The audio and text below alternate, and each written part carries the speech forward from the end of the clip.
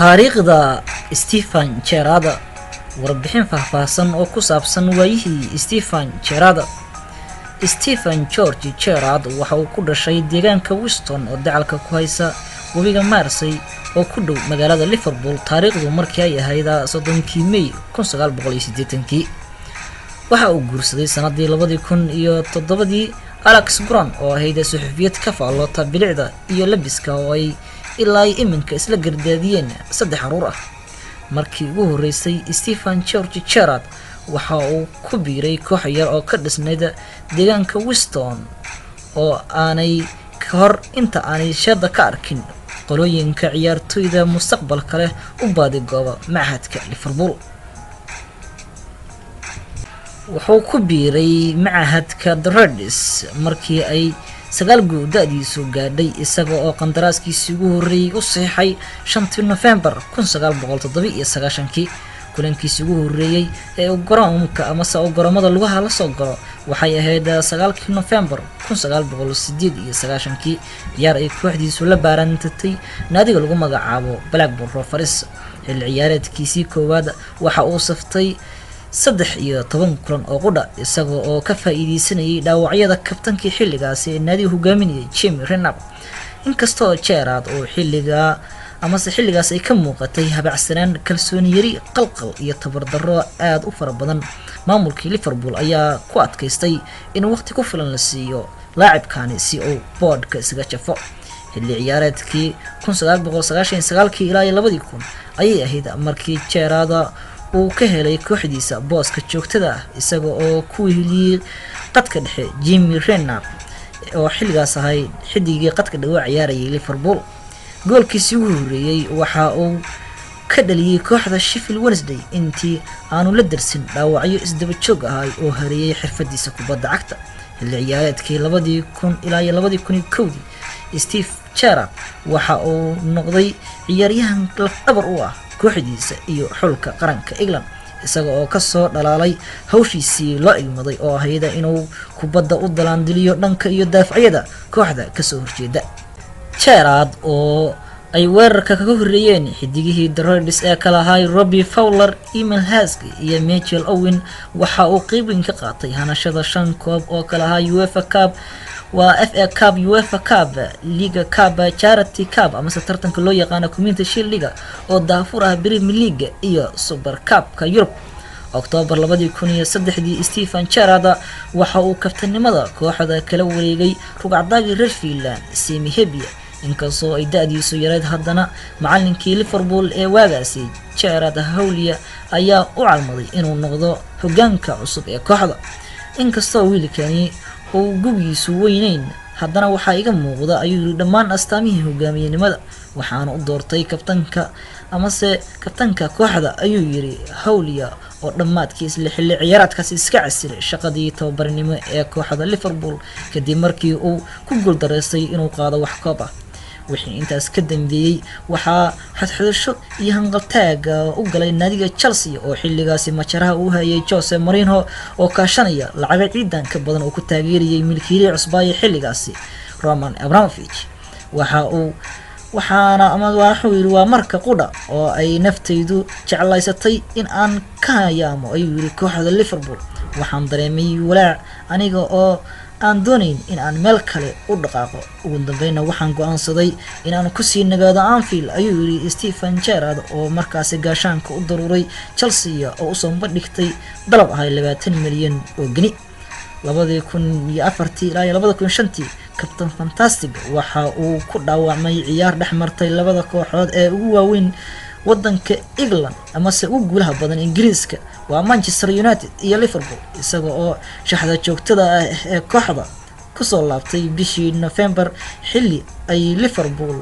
qarka u saarnayd in laga ciribtiro ama se laga wada reebo horyaalka loo yaqaano horyaalka Europe ama se Champions League.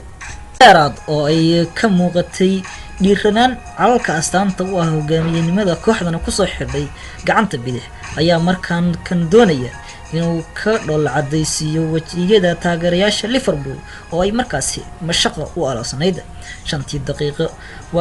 oo qudha markii ay ka dhimantay ciyaartii Olympiacos taageerayaasha Liverpoolna ay isu qancinayaan heesta kooxda You Will Never Walk Alone ayuu Stephen Gerrard darbad xoogan oo aad moodo xabad ka baxaysa qori caradii ku riday goolhayihii Olympiacos taasoo keentay in shabaqa laga soo dhaxqaado goolkaasi waxa uu gobol xaad u noqday guushii taariikhiga ahayd ee Liverpool ka gaadhay digida Atatürk ee Istanbul waxa uuna kabtanka xulka lagu maaneysay saddexdii libaax ku tilmaamay goolkii ugu muhiimsanaa hadduusan baahayn ayuu yiri kaygii ugu wacnay ee aan leeyahay sanadii 2005 AC Milan oo ay qabweyni ka muuqato محللينta iyo waliba cid walba oo kubadda cagta falanqeysada ay odrasisay inay koobkaani dhagaha weyn hor u sii qaadan doonto ayay isugu yimaadeen kama dambaysta koobkaasi sidii la filayaba waxa kooxda Marseille qaybtii hore lagu mahriqay ama lagu harqay 3 gool inkastoo Milan ay dafirtay haddana waxa ay warbaahintu sheegtaa in qolka dharbadalashada ay ka bilaabmeen damaashaad iyo dabaaldegyo hordhaca markii qaybtii dambe la isugu soo laabtay Stephen Gerrard wuxuu ahaa mid mar waliba dhiirigelinayay ciyaartoyda goolka rajo soo celinta oo dad badan ay u arkeen kii tacsida dadka qaarna filayeen inuu yahay kii ugu horeeyay una dambeeyay ayuu Gerrard madaxeeyay markii qaybtii dambe ay qadar iyo socotay sidii caadiisa ahaydna gacmaha ayuu kor u qaaday isagoo taageerayaasha ku leh kaca oo sare kaca habeenka dad badan baa islaha ninka kani ma la madax maray muxuu tamarta iyo enerjiga isaga dhameynaya meeshan uu kala baxay mar hore dad badan baa qaybtii dambe ka seexday oo isiri malaha saddex kale ayaa soo socotay foolxumada tan caawa marqaatiha ka noqon Rossoneri oo foos wareertay aadna moodo inuu aakhirkii ciyaarta ka lumay ayaa mid labaad iyo mid saddexaad laga dhaliyay si natiijadu soo noqoto mid isla eg daqiiqadii 60aad markii Rigoro loo dhigay waa Rigoro uu galay Stephen Gerrard oo saxiixay laacibkii reer Spain ee Xavi Alonso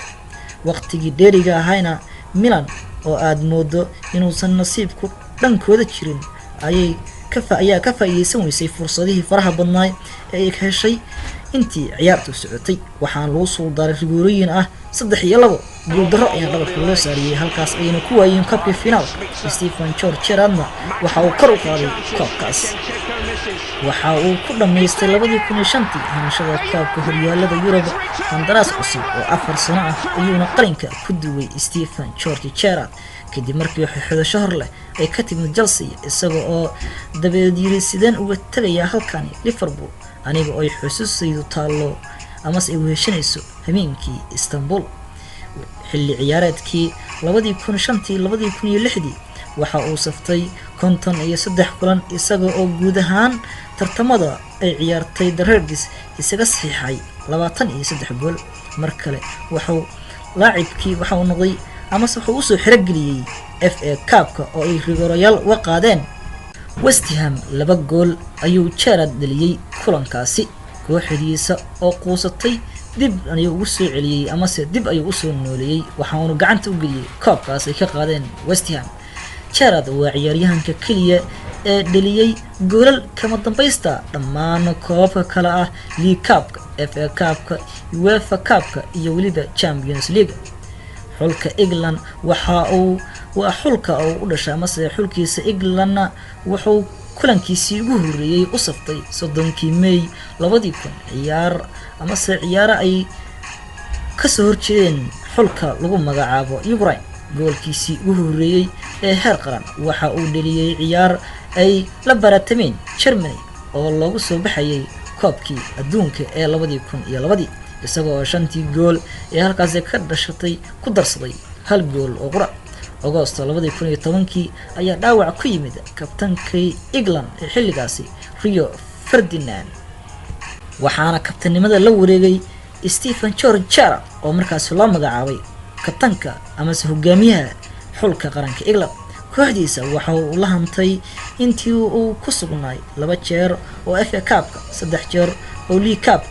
2 mar oo Community Shield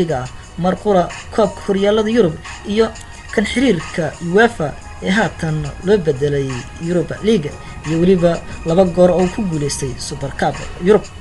shakhsi ahaan guulaha uu gaadhay Gerrard waxaan kusoo koobi karnaa inuu noqday ciyaaryahanka ugu wanaagsan ciyaartoyda kooxda Yurub 2005 ciyaaryahanka xirfadleyda England 2006 ciyaaryahanka da'yarta Ingiriiska 2001 ciyaaryahanka sanadka ee qorayaasha Ingiriiska 2006 saddex jeer gooldhaliyaha Liverpool iyo laba mar ciyaaryahanka sanadka ee xulka England 2007 iyo 2012 ayuuna ku guuleystay. Gerrard waxa uu guud ahaan u saftay kooxda Liverpool 706 kulan isagoo u dhaliyay 183 gool halka xulka wadankiisa Englandna waxa uu u saftay 114 kulan waxaana u dhaliyay 21 gool. waxaana sidoo kale ka hor inta uusan ka fadhiisan xagaagii 2014 7 January 2015 waxay noqotay maalin ay la yaabeen taageerayaasha baaxadda leh ee Liverpool kadib markii kooxda Los Angeles Galaxy of Major Soccer League ayaa ku dhawaaqday inay 18 bilood oo heshiis ah ay la gaadhay Captain Fantastic 16 March waxay ahayd maalin taariikhi ah oo ay Liverpool ay sagootisay halyeeygoodii Gerrard inkastoo guuldarro ay ku sagootiyeen oo kooxda lagu magacaabo Crystal Palace ay ku garaacday 1 gool iyo 3 gool haddana garoonka wuxuu ahay mid la soo camiray dhammaan taageerayaashu waxay wateen boorar waaweyn oo ku sawiran yahay Stephen Gerrard iyo waliba qoraallo lagu amaanayo Captain Gerrard ayaa markii ay ciyaartu Anfield dhamaatay dareenkiisa ka hadlay waxa uu yiri aniga waqtigani waan cabsanayaa sababtoo ah waxaan waayi doonaa wax badan waxaan jeclaystay daqiiqad kasta xaqiiqdii si aan caadi ahayn ayaa la soo dhaweeyay mar dambana jamaahirta hortooda kuma ciyaari doono codayn ay sameeyeen taageerayaasha kooxda laguna dooranayay boqolkii ciyaaryahan ee gilgili taageerayaasha kooxda ayuu Stephen Gerrard ka soo galay kaalinta labaad isaga oo ka hormaray kaliya King Kenny Dalglish oo ciyaaryahan iyo tababare u noqday kooxda gool badanna kula soo caweeyay naadiga Liverpool. Stephen Gerrard waxaa looga baadiyay soo xidigihii waaweynay ee soo maray Liverpool sida Kevin Keegan, Alan Hansen, John Aldridge, Ian Rush, Jimmy Redknapp, Johan Barnes, Tommy Smith, Jerome Saunis, Steve McManaman, Robbie Fowler iyo Michael Owen inuu yahay mid ku soo barbaaray kana qalin jebiyay macadka Liverpool oo u sabray xilliyada dhibta iyo mashaqada iyo alasneed naadigiisa. waa hoggaan dhaba madaale lagu dowgalay orod iyo rucleyn aan dhammaan inta ciyaartu socoto ku tarax tegidda jalaafaynta iyo waliba burburinta kubadda qadka dhexe labaad xoogan oo tiro dheer ku hoobiya goolasha kooxda ka soo horjeeda gooshooda kubad sameeye gool dhaliya xilliga ay naftu ugu dhagan tahay laakiinse ogow Stephen Gerrard waa ciyaaryahan aan weligiis kor u qaadin horyaalka English Premier League abid